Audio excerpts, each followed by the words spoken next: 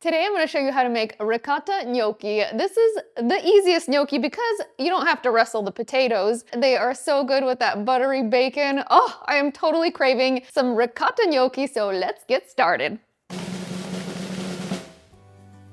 You'll need 15 ounces of ricotta cheese, and I am using whole milk ricotta. Add that to a large mixing bowl along with some grated Parmesan. Then you'll add 1 egg plus 1 egg yolk. You can keep that egg white to make an egg white omelet the next morning. Season with salt and some freshly cracked black pepper. Also add some grated nutmeg, and it's just a little bit, but you will notice it really amps up the flavor. Stir that all together using a wooden spoon just until it's well combined. Now add your flour. I like to add it half a cup at a time, stirring between each addition. Add that last half cup sparingly. It really depends on the moisture content of your ricotta. You may need more or less. The dough should be soft and pretty sticky, but not wet. Now generously dust a dinner plate with flour and turn your dough onto the plate. Dust the top of your dough with flour also because it's pretty sticky to handle. Then pat it into a disc. Cover the dough with plastic wrap and pop that in the refrigerator for at least 30 minutes or up to 4 hours. You can even prep this dough a day ahead if you need to. Chilling the dough will make it easier to cut and easier to work with. Now, I love finishing these in bacon butter. It's optional, but so tasty. When the dough is almost done chilling in the fridge, I do like to get my toppings ready because the gnocchi cook quickly and you want to have your toppings and sauces ready to go. For this, I simply brown the bacon, transfer it to a plate, then melt butter in the skillet and turn it off. You'll want to have a spot to place your gnocchi as you cut them, so go ahead and dust a parchment-lined baking sheet with plenty of flour, then dust your work surface with even more flour. Transfer your dough onto your floured surface and divide it into 3 or 4 pieces. You'll work with 1 piece at a time and just keep the other pieces of dough covered with plastic wrap. Now use your hands to roll the dough into a long log. Your dough should be about 3/4 inches thick. Use a knife or a bench scraper to cut your gnocchi into 3/4 inches wide pieces. I like to quickly separate the gnocchi to keep them from sticking together, then transfer them to your flour-dusted tray. Continue this process, rolling out the remaining dough and cutting your gnocchi. Once all of your gnocchi are cut up, you're going to bring a large pot of water to boil. The rule of thumb when you're cooking any kind of pasta is to add enough salt to the water to make sure it tastes like ocean water. You'll cook the gnocchi in 3 or 4 batches so you don't overcrowd and cool down the pot. You'll want to prepare for when they come out of the pot. I like to oil a baking sheet so that they don't stick together.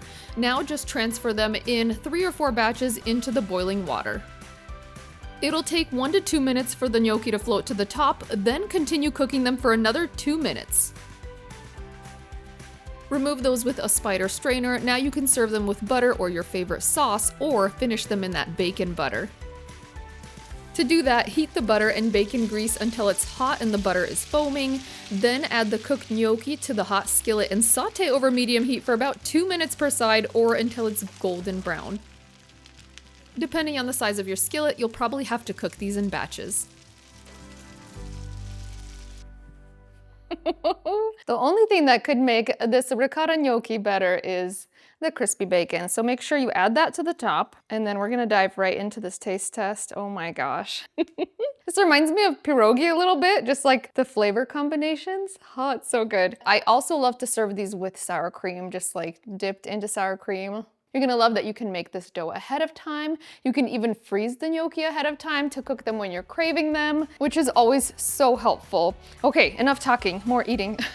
You can totally eat these once they come out of the water. You can just like olive oil them up or butter them up and just enjoy, but I do love to saute them in that butter and bacon grease. First of all, flavor, but second of all, when it gets that crisp edge that you can see right here, we need to get a little bit of bacon on our bite here. And then we're gonna put a little bit of sour cream on there, and I'm just gonna use a spoon so I'm not double dipping. Okay, here we go.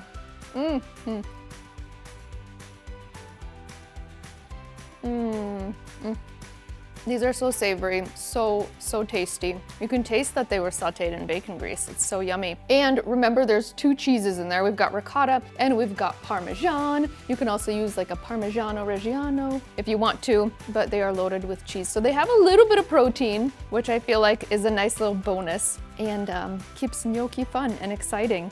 Bacon has lots of protein. Bacon has lots of protein. Look at all this protein I'm about to have.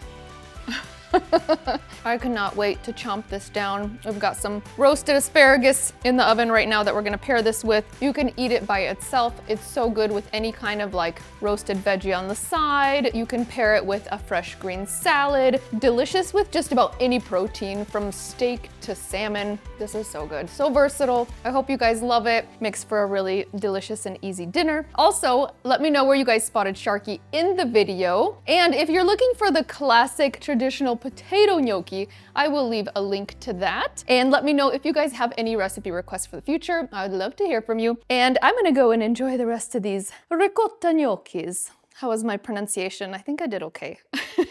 Sour cream, bacon, fork. See you later.